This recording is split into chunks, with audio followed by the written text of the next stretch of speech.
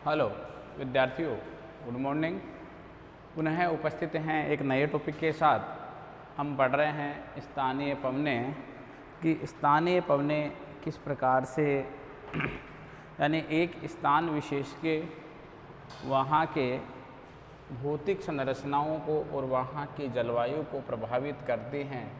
किस प्रकार से जो लोगों की वहाँ की दिनचर्या होती है उस दिनचर्या पर अपना प्रभाव डालने का कार्य करती हैं। यानी इस टॉपिक में हम आपके साथ उपस्थित हैं पुनः एक नया टॉपिक लेकर के, जिसमें हम पढ़ रहे थे लोकल विंड्स, स्थानीय पवनों के बारे में। स्थानीय पवनें हम दो प्रकृति की पढ़ेंगे। एक पवन है हमारे पास में है गर्म, दूसरी है हमारे पास में शीत। अर्थात एक तरफ हम शीतल पढ़ेंगे, दूसरी तरफ हम उष्ण पढ़ेंगे। हम दोनों प्रकार के पवनों के बारे में आपसे जिक्र करेंगे कि ये दोनों प्रकार की जो पवनें हैं वह किस प्रकार से जिस स्थान विशेष पर चलते हैं वहाँ के क्षेत्र को ये किस प्रकार से प्रभावित करती हैं, उसकी हम आपसे बात करने जा रहे हैं कि ये किस प्रकार से प्रभावित करने का कार्य करती हैं ये स्थानीय पवनें। देखिए, हम सबसे पहले बात करते हैं स्थानीय पवनों का जो सामान्य परिचय है, उस सामान्य परिचय की बात करते हैं। यानी ये जो पवनें हैं ना, ये तापमान और वायुदाब के स्थानीय अंतर के आधार पर चलती हैं। एक तो तापमान में अंतर आ जाता है और एक वायुदाब में अंतर आ जाता है। देखो, तापमान और जो वायुदाब का अंतर है, इस अंतर का हम पहले भी आपसे बात कर चुके हैं विद्यार्थियों। तापमान और जो वायुदाब का अंतर हमारे पास में आता है, ये दोनों का अपोजिट संबंध होता है, विलोमानुपाती, या हम बात ये कहें व्यतिक्रमण अनुपाती संबंध होता है। यदि जिस स्थान विशेष का तापमान अधिक है तो वहाँ का वायुदाब न्यून होगा, और जहाँ का वायुदाब उच्च है तो वहाँ का तापमान न्यून होगा। ये दोनों प्रकार की जो गतिविधियाँ होती हैं, ये गतिविधियाँ इस प्रकार से एक दूसरे को क्या करती हैं, एक दूसरे को प्रभावित करने का कार्य करती हैं। तो हम ये कह सकते हैं कि वायुदाब के मध्य और वायुदाब के साथ साथ यदि हम आपसे बात करते हैं तापमान के मध्य यदि जब अंतर होता है तो किसी स्थान विशेष पर जो पवनें होती हैं वह पवनें अपना संचरण प्रारंभ करती हैं। वह पवनें वहाँ पर चलना क्या कर देती हैं, पवनें वहाँ पर चलना प्रारंभ कर देती हैं, और वो उसी स्थान विशेष पर चलती हैं जिस स्थान विशेष की हम आपसे बात कर रहे हैं। यदि जिस स्थान विशेष के तापमान में और वायुदाब में यदि ज़्यादा अंतर होता है तो वहाँ पर अलग अलग स्वभाव वाली, एक स्थान पर ठंडे स्वभाव वाली तो दूसरे पर गर्म वाली, दूसरे पर गर्म वाली तो पहले वाले पर ठंडे वाली स्वभाव की जो पवनें चला करती हैं, वो दोनों का स्वभाव भी क्या होता है, अलग अलग होती है। जिस स्थान विशेष पर गर्म पवन पहुंच जाती है तो उस स्थान विशेष के तापमान को बढ़ा देती है, और जिस स्थान विशेष पर ठंडी पवन पहुंच जाती है तो वह वहाँ के तापमान को गिरा देती है। अर्थात तापमान में क्या दर्ज की जाती है, तापमान में कमी दर्ज की जाती है। तो ये स्थानीय क्षेत्र को ही प्रभावित करने का कार्य करती हैं। क्या करती हैं, स्थानीय क्षेत्र को ही प्रभावित करने का कार्य करती हैं। स्थानीय पवनें सौरमंडल के निचले क्षेत्रों तक ही सीमित होती हैं।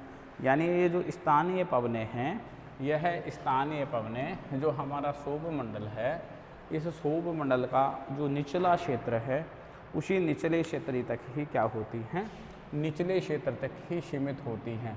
तो हम ये कह सकते हैं कि ये जो हमारे पास में पवनें आ रही हैं स्थानीय पवनें, इनका एक निश्चित स्थान का मतलब ये होता है कि एक छोटे से क्षेत्र में चला करती हैं। ये पवनें दो अलग अलग स्वभाव वाली पवनें होती हैं। अलग अलग स्वभाव का मतलब ठंडे पवनें और गर्म पवनें, ये दो अलग अलग स्वभाव वाली पवनें होती हैं। जिस स्थान विशेष पर ठंडी स्वभाव की पवनें पहुंच जाती हैं तो वहाँ के टेम्परेचर को ये गिरा देती हैं, और कभी कभी तो वहाँ का टेम्परेचर किसके नीचे चला जाता है, हिमांक बिंदु के क्या चला जाता है, हिमांक बिंदु के भी नीचे वहाँ का टेम्परेचर चला जाता है। और जिस स्थान विशेष पर गर्म पवनें पहुँचती हैं तो ये वहाँ के तापमान को क्या करती है, वहाँ के टेम्परेचर को बढ़ा देती हैं। और वहाँ का टेम्परेचर बढ़ जाने के कारण से वहाँ पर वायु दाब न्यून हो जाता है, ठीक है ना। इस प्रकार की पवनों का जो दायरा होता है वह दायरा सीमित होता है, क्योंकि यह पवनें कहाँ पर चला करती हैं, यह पवनें सौभ मंडल में चला करती हैं। सौभ मंडल का जो निचला क्षेत्र होता है उस निचले क्षेत्र में चला करती हैं। तो हम आज स्थानीय पवनों में सबसे पहले जो हमारे पास में आती है वह हम उन पवनों की आपसे बात कर लेते हैं। वह आती हैं हमारे पास में उष्ण, इसी को हम क्या कहते हैं, गर्म, उष्ण या गर्म पवनें, ठीक है ना। हम बात कर रहे हैं उष्ण या कौन से पवनों की, हम आपसे बात कर रहे हैं गर्म पवनों की। उष्ण या गर्म पवनें, कौन सी पवनें, उष्ण या गर्म पवनों की हम आपसे बात कर रहे हैं। देखिए उष्ण और गर्म पवनों में 1 बाई 1 से अपन चलते हुए आगे बढ़ेंगे, एक एक पवन का जिक्र करेंगे, मानचित्र हम अप्लाई करेंगे, क्योंकि हम जितने भी कॉन्सेप्ट लेकर के आ रहे हैं आपके सामने, जितने भी टॉपिक ले आ रहे हैं, मैक्सिमम टॉपिक को हम मानचित्र के माध्यम से ही आपके पास में एक्सप्लेन कर रहे हैं, जिससे कि आपको यानी अपने पाठ्यक्रम के साथ साथ आपको मानचित्र का भी अनुभव होना, जानकारी होना अति आवश्यक है। क्योंकि ज्योग्राफी मैप बेस्ड एक विषय है, यानी मानचित्र पर आधारित विषय है, और इसकी जानकारी होना हमारे को अति आवश्यक है। तो हम मानचित्र के साथ आपसे बात कर रहे हैं। हम मानचित्र के माध्यम से हम आपसे बात कर रहे हैं, और हर एक टॉपिक को हम मानचित्र बेस ही लेकर के चल रहे हैं। देखिए सबसे पहले हम बात करते हैं चिनूक प्रकार की पवन। कौन सी पवन, चिनूक प्रकार की पवन। देखिए हम आपसे जो चिनूक पवन है, इस चिनूक पवन की यदि हम आपसे बात करते हैं, तो जो चिनूक प्रकार के हमारे पास में पवन आ रही है, यदि हम पवन की बात करें कि चिनूक प्रकार की पवन किस प्रकार से चला करती है, कहाँ पर चला करती है, यानी जो चिनूक पवन है यह गर्म है, तो ये तो हमने पहले ही ऊपर ही डाल रखा है, तो ये तो हमारे को बार बार डालने की तो ज़रूरत है ही नहीं। हम सबसे पहले जो पढ़ने जा रहे हैं ना, वह है हमारे पास में प्रकार आ रहा है गर्म प्रकार की जो पहली पवन है। हम उस पहली पवन की बात करते हैं, तो हमारे पास में कौन सी पवन आ रही है, हमारे पास में गर्म पवन आ रही है, जिसका नाम है चिनूक, जिसको हम चिनूक के नाम से संबोधित कर रहे हैं। यह चिनूक कहाँ पर चलती है, यानी हम इसकी बात करें, इसको चिनूक के नाम से भी जाना जाता है। देखो ये रहा, देखो मैं यहाँ की बात कर रहा हूँ, मैं इस जगह की बात कर रहा हूँ आपसे, जिसको चिनूक के नाम से भी हम जानते हैं। क्या करते हैं, जिसको हम चिनूक के नाम से भी जानते हैं, ठीक है ना। मैं इसी ही पवन की आपसे बात कर रहा हूँ। यही चिनूक प्रकार की पवन है, जिसका स्वभाव कैसा है, गर्म एवं उष्ण है। यानी यह है, इसका यदि मैं अर्थ की आपसे बात करूं कि इसको किस नाम से हम जानते हैं, यदि इसकी मैं बात करूं तो यह कौन सी पवन है, यह हमारे पास में कौन सी पवन है, इसको हम हिमभक्षी पवन के नाम से भी जानते हैं। कौन सी पवन, हिमभक्षी पवन के नाम से भी जानते हैं। अर्थात बर्फ़ को मेल्ट करने वाली पवन। कौन सी पवन, यह बर्फ़ को मेल्ट करने वाली पवन है। कौन सी पवन है, बर्फ़ को पिघलाने वाली पवन है। यानी ये जिस स्थान पर पहुंचती है, उस स्थान पर जो बर्फ़ का जो क्षेत्र होता है, इतनी ये गर्म हवा होती है, क्योंकि गर्म और उष्ण हवा है ये, इस कारण से उस क्षेत्र में टेम्परेचर को बढ़ा देती है, तापमान को बढ़ा देती है, और वहाँ पर टेम्परेचर बढ़ जाने के बाद में उस क्षेत्र की जो बर्फ़ होती है, वह बर्फ़ क्या होती है, वह बर्फ़ पिघल जाती है। यानी देखिए ये कहाँ पर चलती है, हम बात करते हैं रोकी पर्वत के पूर्वी ढालों पर चलती है। ये कहाँ पर चलती है, यानी रोकी पर्वत के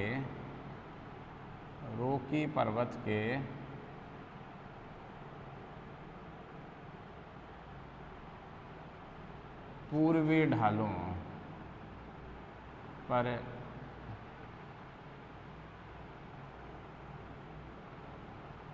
चलती है। कहाँ पर चलती है?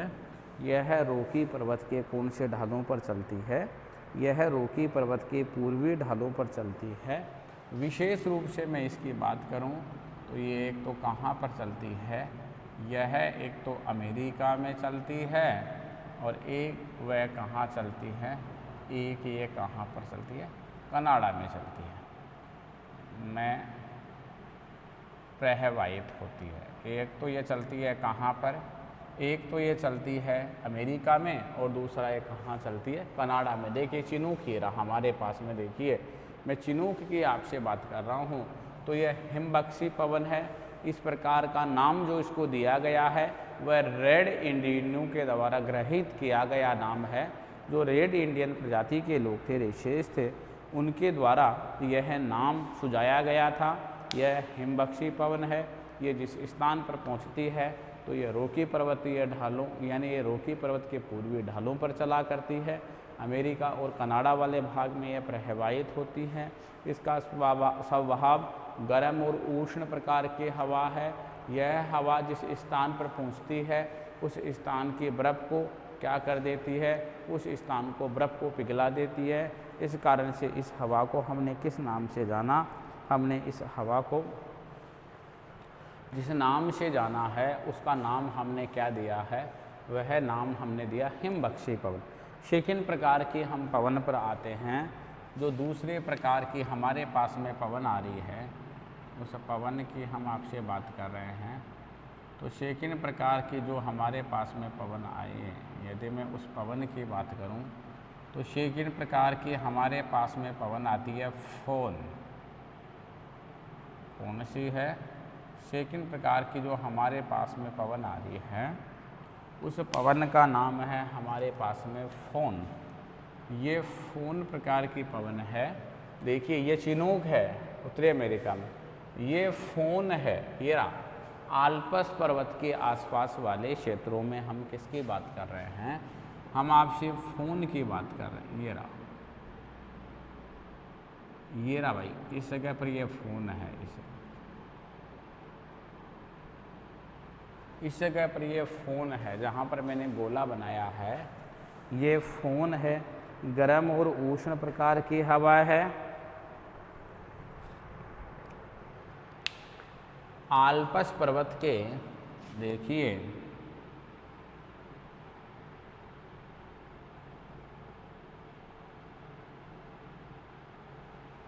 पर्वत के उत्तरी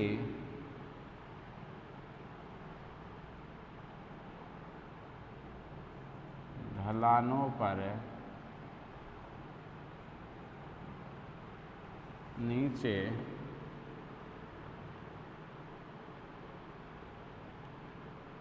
उतरने वाली हवा। आल्प्स पर्वत के उत्तरी ढलानों पर नीचे उतरने वाली हवा। जो आल्प्स पर्वत है उस आल्प्स पर्वत के उत्तरी ढलानों पर यह नीचे उतरने वाली क्या है? नीचे उतरने वाली हवा है। ठीक है ना। इससे जो प्रभावित देश हैं वह फ्रांस, इटली और स्विट्ज़रलैंड है। यानी इससे प्रभावित देश हैं। एक तो ये कहाँ प्रभावित होते? फ्रांस, इटली व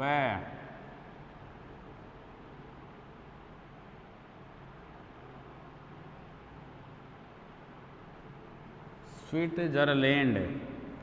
इससे सर्वाधिक जो प्रभावित हुआ है वह प्रभावित कौन हुआ है? स्विट्ज़रलैंड इससे सर्वाधिक क्या हुआ है?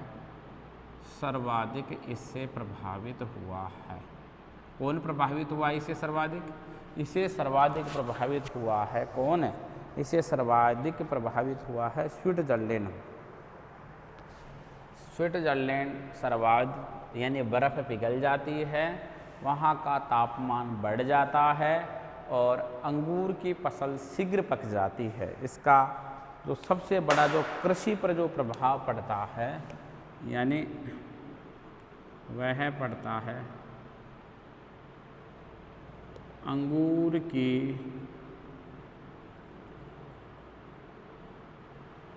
फसल को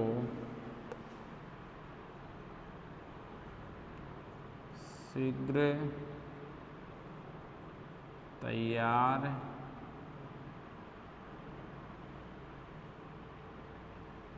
कर देती है।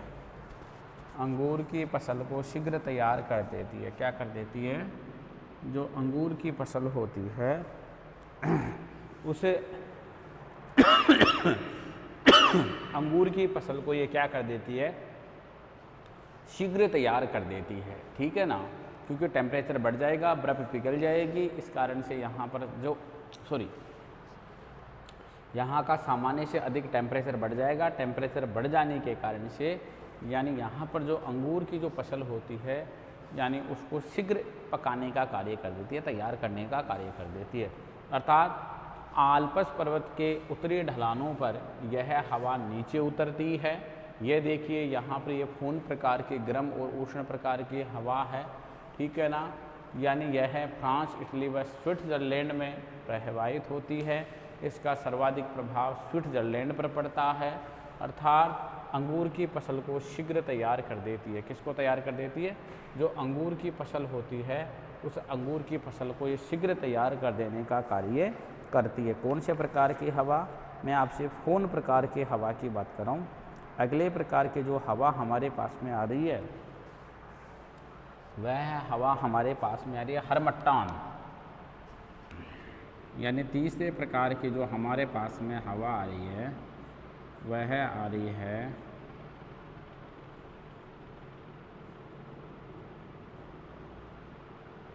हरमट्टान।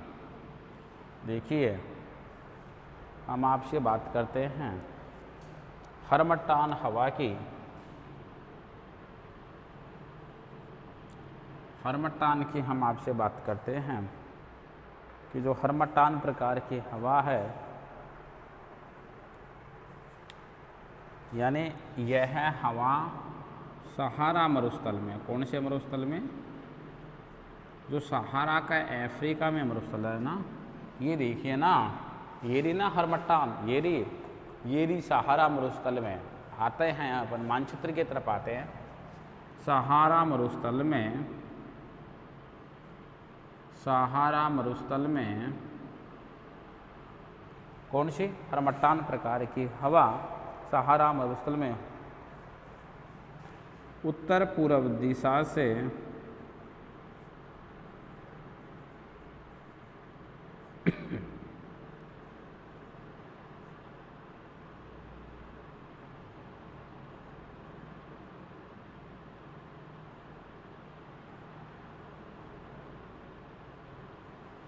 दक्षिण पश्चिम की ओर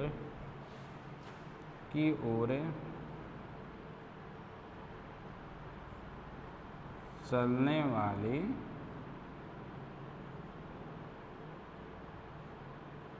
गर्म व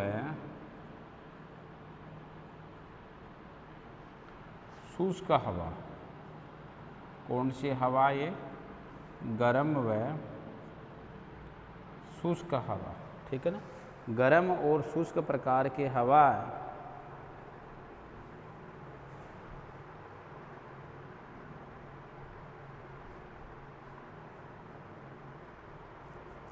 यानी देखिए इसी हवा को हम किस नाम से डालते हैं? बहुत महत्वपूर्ण हवा है ये भाई, बहुत महत्वपूर्ण है। इसी हवा को हम किस नाम से जानते हैं?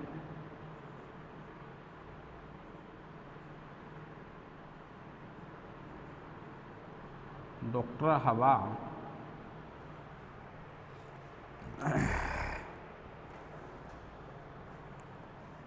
भी कहलाती है।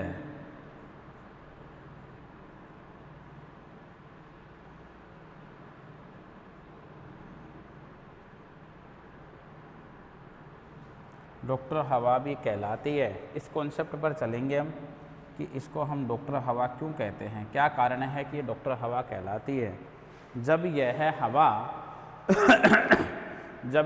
हवा यानी सहारा मरुस्थल से गिन्नी तट की ओर चलती है, जब यह हवा सहारा मरुस्थल से गिन्नी तट की ओर चलती है तो जो गिन्नी तट की ओर चलेंगे तो जो आर्द्र मौसम है, उस आर्द्र मौसम से वहाँ के निवासियों को क्या दिलाती है, ये राहत दिलाती है, क्योंकि वहाँ पर हमेशा ही आर्द्रता बनी रहती है, बहुत ज़्यादा नमी बनी रहती है।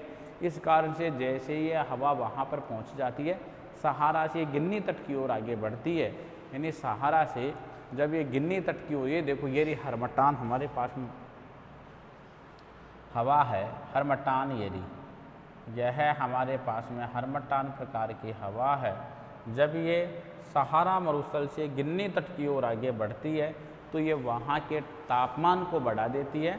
वहाँ का तापमान जब बढ़ जाता है तो वहाँ जो आर्द्र मौसम होता है गिन्नी तट के आसपास वाले क्षेत्र में, तो वहाँ उस आर्द्रता से उन लोगों को थोड़ी राहत महसूस होती है, राहत मिलती है। इस कारण से इस हवा को किस नाम से जानते हैं? इस कारण से इस हवा को डॉक्टर हवा के नाम से भी जानते हैं। और यह हवा कौन सी हवा कहलाती है? डॉक्टर हवा कहलाती है। ठीक है, तो हम चिनूक पढ़ रहे हैं। चिनूक देखिए, ये रही चिनूक प्रकार की हवा। इसके अलावा हमने फोन पढ़ा, ये रही हमारे पास में आल्प्स पर्वत के पास में, ये रही रॉकीज पर्वत, कनाडा और अमेरिका वाला भाग आ रहा है। यदि हम पढ़ रहे हैं तो फोन हवा जो हमने पढ़ी वो फ्रांस, इटली, स्विट्जरलैंड, सर्वाधिक प्रभावित स्विट्जरलैंड है। इसके अलावा हमने हरमटान पढ़ी, यह कहाँ से चलती है? ये सहारा मरुस्थल में उत्तर पूर्व से दक्षिण पश्चिम की ओर चला करती है। इसी को डॉक्टर हवा के नाम से, डॉक्टर हवा के नाम से भी जानते हैं, क्योंकि ये सहारा मरुस्थल से गिन्नी तट की ओर पहुँचती है। जो वहाँ का आर्द्र मौसम होता है, जैसे हवा वहाँ पर पहुँचती है तो वहाँ के तापमान को बढ़ा देती है, और वहाँ के तापमान को बढ़ा देने के कारण से क्या होता है, यानी वहाँ का जैसे ही तापमान बढ़ जाता है तो वहाँ के लोगों को उस आर्द्रता से थोड़ी राहत मिलती है। जब आर्द्रता से उनको राहत मिलती है, इस कारण से उनके लिए, यानी इस हवा के पहुँचते ही वह मौसम स्वास्थ्यप्रद हो जाता है। इस कारण से इस हवा को हम किस नाम से जानते हैं? इसलिए इस हवा को हम डॉक्टर हवा के नाम से भी जानते हैं। कौन से हवा के नाम से जानते हैं? इसलिए हम इस हवा को कौन सी हवा के नाम से जानते हैं? डॉक्टर हवा के नाम से भी जानते हैं। किस हवा के नाम से जानते हैं? डॉक्टर हवा के नाम से।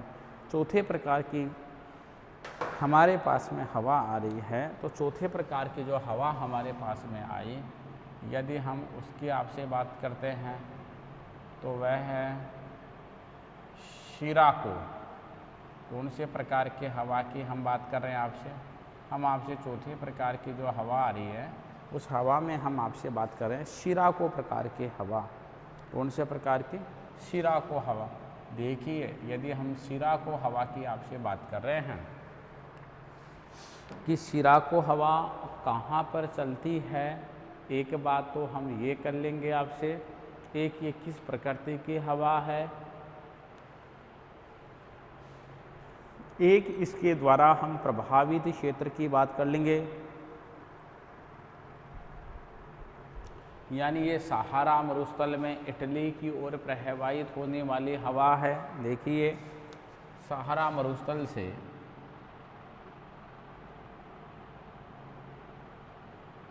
सहारा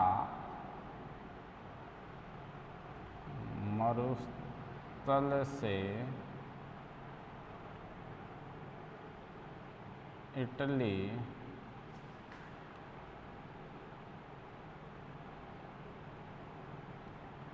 की ओर प्रवाहित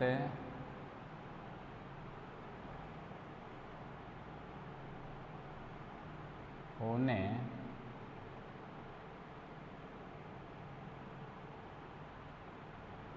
वाली गर्म एवं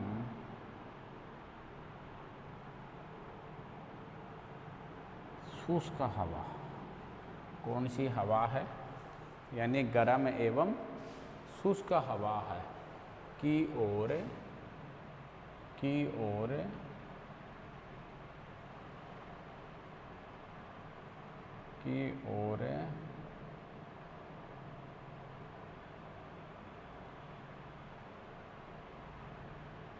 प्रवाहित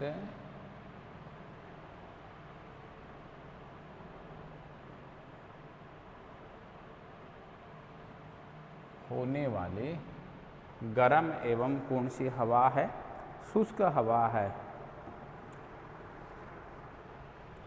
यानी अगला फैक्ट है शिराको से होने वाली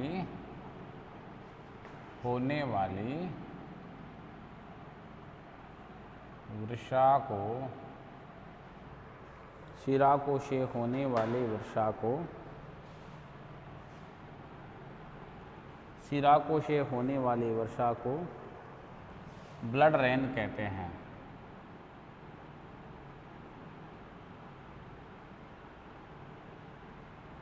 शिराको से होने वाली वर्षा को ब्लड रेन कहते हैं। क्या कहते हैं? ब्लड रेन कहते हैं। देखिए महत्वपूर्ण कॉन्सेप्ट है हर मट्टान की तरह इसका भी। ब्लड रेन कहते हैं। क्या कहते हैं? देखिए जब यह हवा सहारा मरुस्थल से गुजरती है तो सहारा मरुस्थल से गुजरने के बाद में उस मरुस्थलीय क्षेत्र से जो मिट्टी के जो कण होते हैं उनका हल्का लाल रंग होता है, वह वहाँ से उन कणों को क्या कर लेती है? यह उन कणों को वहाँ से ग्रहण कर लेती है। क्या कर लेती है? उन कणों को यह ग्रहण कर लेती है और ग्रहण करने के बाद जैसे ही यह हवा आगे पहुँचती है और वर्षा होती है तो वर्षा होने पर यानी वह लाल रंग के कण उस वर्षा के साथ में नीचे धरातल पर आ जाते हैं और हल्का वहाँ जो पानी का रंग होता है वह पानी का रंग हल्का लाल दिखाई देता है।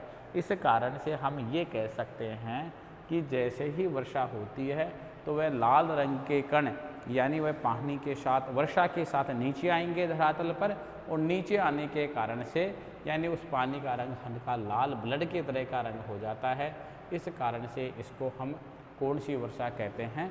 ब्लड रेन के नाम से या खूनी वर्षा के नाम से भी इसको जाना जाता है। जो सहारा मरुस्थल से, देखो यहाँ मानचित्र में आई है, देखो ये रहा शिराको। मैं इस जगह की आपसे बात कर रहा हूँ। ये रहा देखो हमारे पास में शिराको, यानी ये शिराको है। मैं इस जगह की आपसे बात कर रहा हूँ, मैं इस वाले क्षेत्र की आपसे बात कर रहा हूँ। ये शिराको है हमारे पास में, तो यह इटली की ओर प्रवाहित होने वाली गर्म एवं शुष्क प्रकार की क्या है? गर्म एवं शुष्क प्रकार की पवन है। यानी इसके कुछ स्थानीय नाम और हैं, इसी पवन के कुछ स्थानीय नाम हैं, तो हम उनकी भी बात कर लेते हैं कि क्या इसके स्थानीय नाम हैं इसी पवन के, ठीक है ना। उन स्थानीय नामों की हम बात कर लेते हैं आपसे, किस पवन को किस किस नाम से क्या होता है जाना जाता है।